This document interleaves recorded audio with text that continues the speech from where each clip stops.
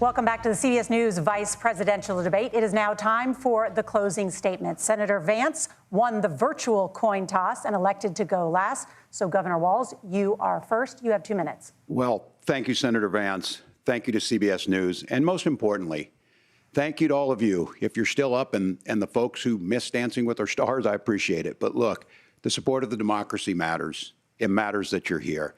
And I'm as surprised as anybody of this coalition that Kamala Harris has built, from Bernie Sanders to Dick Cheney to Taylor Swift, and a whole bunch of folks in between there. And they don't all agree on everything, but they are truly optimistic people. They believe in a positive future of this country and one where our politics can be better than it is. And I have to tell you, that better than it is the sense of optimism that there can be an opportunity economy that works for everyone, not just to get by, but to get ahead. And the idea that freedom really means something. Not the freedom of government to be in your bedroom or exam room, but the freedom for you to make choices about yourself. Now, look, we all know who Donald Trump is. He's told us, and as Maya Angelou said, believe him when he told you that. His first inaugural address talked about American carnage, and then he spent 4 years trying to maybe do that. Senator Vance tonight made it clear he will stand with Donald Trump's agenda. He will continue to push down that road. Excuse me. Kamala Harris gives us a different option. Now, I'll have to tell you, I'm going to be careful about the quotes, but there's one that Senator Vance said that does resonate with me. He said, Donald Trump makes the people I care about afraid. A lot of America feels that way. We don't need to be afraid.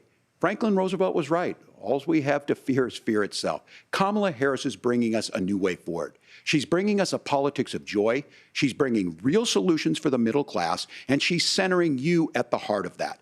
All the while asking everyone, join this movement, make your voices heard. Let's look for a new day where everybody gets that opportunity and everybody gets a chance to thrive. I humbly ask for your vote on November 5th for Kamala Harris. Governor Walz, thank you. Senator Vance, your closing statement.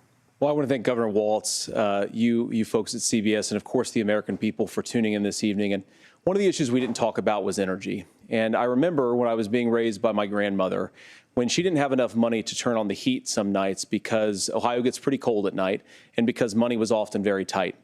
And I believe, as a person who wants to be your next vice president, that we are a rich and prosperous enough country where every American, whether they're rich or poor, ought to be able to turn on their heat in the middle of a cold winter night. That's gotten more difficult thanks to Kamala Harris's energy policies.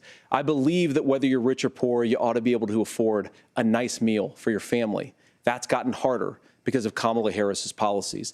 I believe that whether you're rich or poor, you ought to be able to afford to buy a house. You ought to be able to live in safe neighborhoods. You ought to not have your communities flooded with fentanyl. And that, too, has gotten harder with because of Kamala Harris's policies. Now, I've been in politics long enough to do what Kamala Harris does when she stands before the American people and says that on day one, she's going to work on all these challenges I just listed. She's been the vice president for 3.5 years. Day one was 1,400 days ago, and her policies have made these problems worse.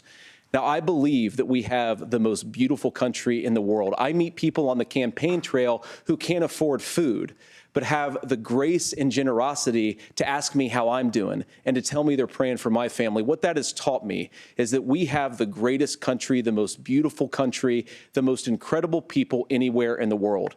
But they're not going to be able to achieve their full dreams with the broken leadership that we have in Washington. They're not going to be able to live their American dream if we do the same thing that we've been doing for the last 3.5 years.